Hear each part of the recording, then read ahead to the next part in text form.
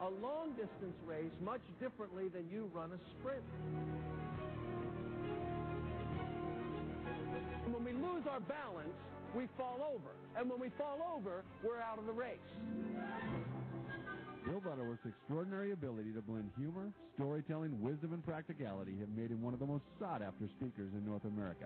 Through his wit, insight, and realism, he brings help and hope to his audiences everywhere. For over 13 years, Bill has traveled full-time speaking to companies like American Express, Ford, Disney, Digital Equipment, Kraft Foods, the Young Presidents Organization, and for over 35 teams in the NFL, NBA, and Major League Baseball. Bill has received several National Speaker Awards, including the prestigious Hal Holbrook Award presented by the International Platform Association.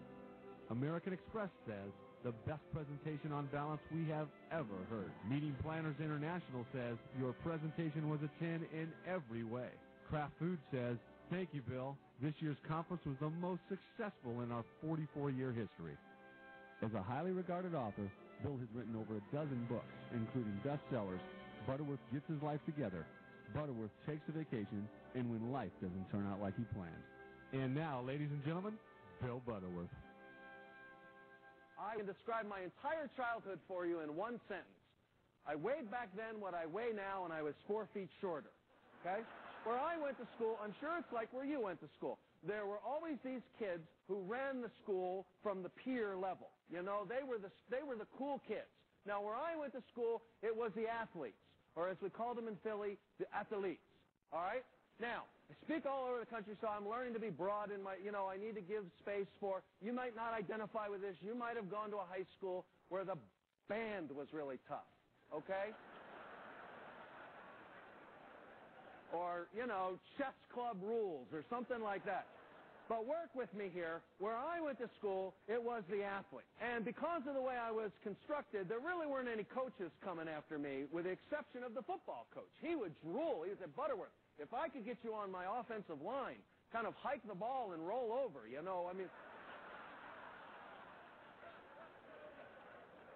the defense would be lost for hours. We could score at will. The bell rings. Class empties out. I walk up to the front. He's grading papers, and he looks up, and he says to me, Butterworth, have you ever thought about going out for the track team? And my first thought was, well, this is interesting. Kids make fun of me all the time. Now teachers are inviting me after class for a little one-on-one personal heckling. And I'm wanting to give the guy, thinking, well, no, he's responsible for my grade. I need to be respectful. And I remember saying to my little junior high voice, well, sir, I don't think I'm very fast. And he looked up and he held back a smile. He said, Butterworth, I'm not talking about the running events. He introduced me to all these new terms. It's track and field, Butterworth. There's field events. Let me tell you about the weight man events, Butterworth. The shot put. You ever seen the ball? You put it under your chin. You don't throw it. You put it. You put it. And the discus. You ever seen the saucer? You've seen the famous statue of the discus thrower, and apparently my face went ashy. He says, relax, relax. They wear clothes now when they throw this thing. And folks, all humility aside, I had great form. I really looked good working through that circle, especially without the implements. If I could just move through and not throw the thing, it was beautiful. But because I had no strength when it came time to throwing it, it was not so pretty. It was, run! Boom, right there. Rah! Boom! Divot, right there. Only guy they measured with a ruler. So it comes time for the event, and even all that beautiful form, still no rah! Boom! Boom! Rah! Boom!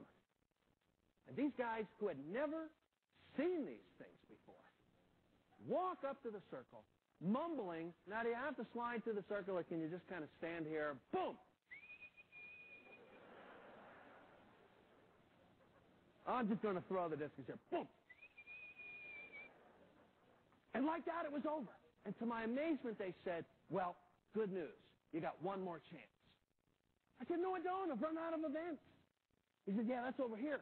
But over on the track, the next race is the 440. Bobby's supposed to run it. He just pulled a muscle. You're the only guy on our team that's available. You're going to run the 440.